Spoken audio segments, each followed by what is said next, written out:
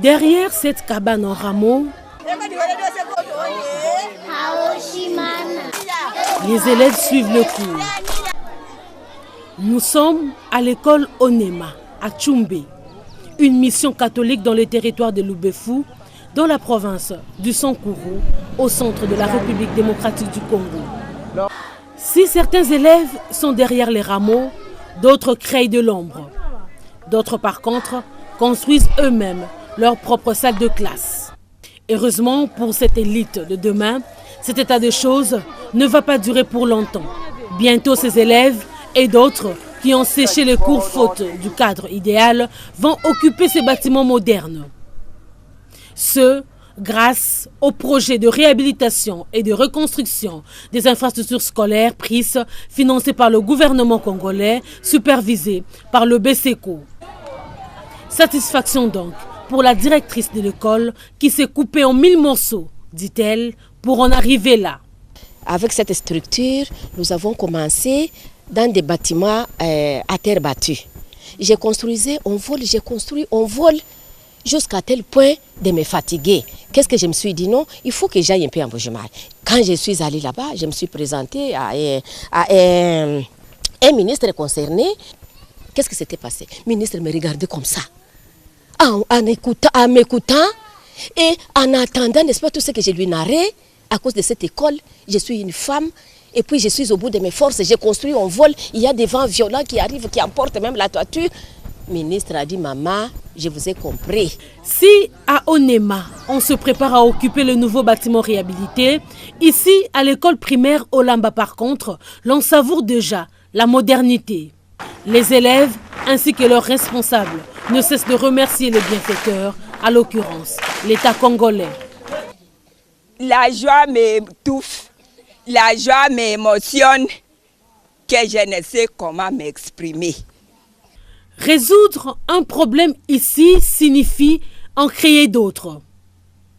C'est le cas de l'EP Olamba, où, au-delà de l'augmentation de la population scolaire, après sa réhabilitation dans le cadre du projet PRIS, supervisé par le Bureau central de coordination BSECO et exécuté par l'agence locale d'exécution d'APSP, l'école est au centre d'un conflit entre les élèves occupant les anciens bâtiments et ceux qui occupent les nouveaux bâtiments. Quel était le combat? Ceux qui fréquentent les nouveaux bâtiments entre les anciens bâtiments. Puisque ceux-là sont en train de se vanter, oh, nous sommes dans les nouveaux bâtiments avec des beaux bas, et vous êtes là-bas dans les anciens bâtiments avec des cours bas, un combat qui vient d'être éclaté.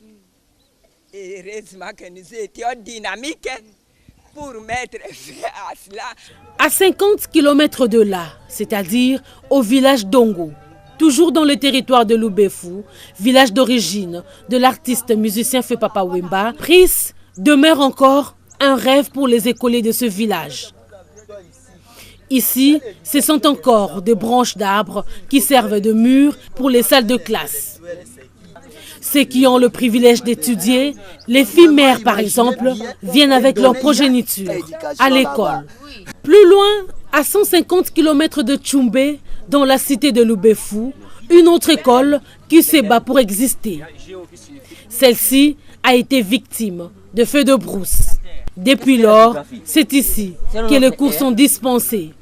Peu importe ces conditions d'études misérables, c'est le même programme national qui est enseigné, à l'instar de ce professeur qui manipule la langue de Shakespeare. Verbe to be, present tense, affirmative form. Ok? Who can conjugate that verb? Me. Okay? Me, teacher. You? I am. You? Ici, certains élèves parcourent plus de 10 km à pied pour atteindre l'école. Les autorités scolaires exigent à chaque élève 500 francs congolais par mois comme frais de scolarité, soit 0,5 $ américains. Rares sont ces parents qui s'acquittent valablement de cette modique somme de 500 francs congolais par mois comme frais. Conséquence, les nombreuses familles payent en nature ou par palier. Profitons de notre passage dans le coin. Enseignants et élèves lancent un SOS. Nous avons un problème très grave ici. Donc nous sommes en train de souffrir. Bon, quand il pleut, on part à la maison. Nous n'étudions plus quand la pluie pleuvoit. Nous supplions au gouvernement de nous aider avec les vrais bâtiments, la construction durable, ainsi que les bas, nous sommes en train de souffrir vraiment. Nous demandons au gouvernement national et surtout à son Excellence, Monsieur le Président de la République, M. Joseph Kabila Kabange, de pouvoir prendre cette école en charge. Nous avons beaucoup souffert dans cette école. Moi, je suis enseignant dans cette école pendant 5 ans. Je ne suis pas payé. Comme on peut le constater, les infrastructures scolaires sont une denrée rare à Loubefou, qui est un de 6 territoires de la province de Sankourou et compte plus de 340 000 habitants avec une superficie de 12 229 km². Le gouvernement congolais est appelé à poursuivre son programme de réhabilitation de 1000 écoles par an pour donner un nouveau souffle aux élèves de ces territoires et d'autres dans le reste du pays qui sont dans les mêmes conditions.